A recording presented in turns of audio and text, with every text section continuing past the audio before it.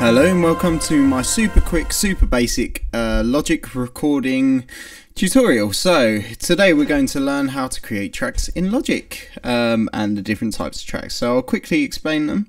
Start off with software instrument. Basically that is where Logic is actually playing the sound of an instrument. So if you want to use Logic's own instruments and control them with an external MIDI keyboard or just a keyboard that plugs into your laptop, that would be the one to use. The second big one that we use is audio. This is if you're recording audio straight in. So for example, me talking onto this microphone, if I wanted to record this, that would be the track that I use. External MIDI is kind of the opposite of software instrument. This way, the computer, rather than creating and controlling its own sounds, you're actually using it to control an external sound. So for example, if I have a keyboard and I want to use the sounds from that rather than the sounds from my computer, I can use this one to control it, but we'll get onto that on another tutorial, as even I rarely use something like that.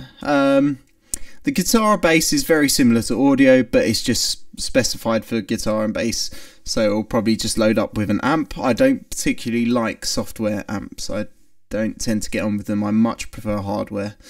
And finally, a drummer track. Now the drummer is something that's quite unique to Logic, and basically it's your own auto accompaniment. You don't really have to do a lot for you to get a nice drum track. So we're going to start off with this, and then we're going to move on to a softer instrument and just make a small track like that. Okay, so the drummer, here we go. So bear with it while it loads up, and I'm just going to do a short repeat. So basically what I'm doing here, if I just click and drag, it makes a loop. So if I was to play this, it will just go along in a loop.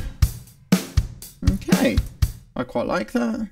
Now when you load up tracks in Logic, if you double click on them, you tend to find the settings. So these are different drum settings, different presets down here, how complicated or how loud or how soft it is, and then just different elements of the drum kit. I mean, click, play around, it's pretty self-explanatory and easy to learn just by clicking. Yeah, so that to me sounds great. So let's create a software instrument.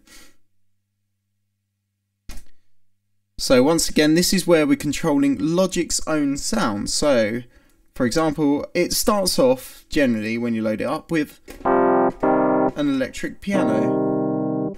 I want to use an organ. Now Logic comes with lots of different sounds. So here is the organ. Ooh. There we go. Let's record that.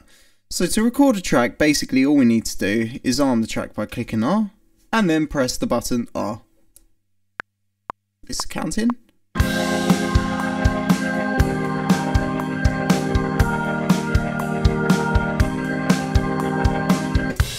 There we go.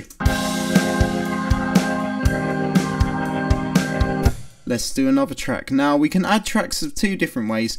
This way is to create a completely new track and bring that menu up that we've had before.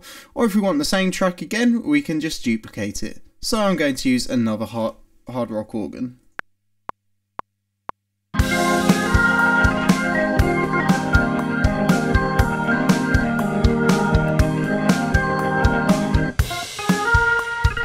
Okay, there we go. Now the great thing with Logic is, if we get an organ up and or if we get an instrument we don't like it, we can always just go and change it. So I don't like that organ.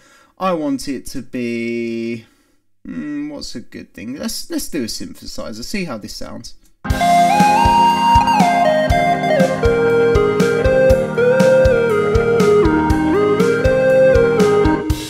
Great. Okay, so now let's quickly just record me doing some terrible vocals over the top. Once again, record. That's me talking. Here we go. Ba-bam, bam. This is a awful quick song. La la. And there we go, a track. Ba-bam, bam.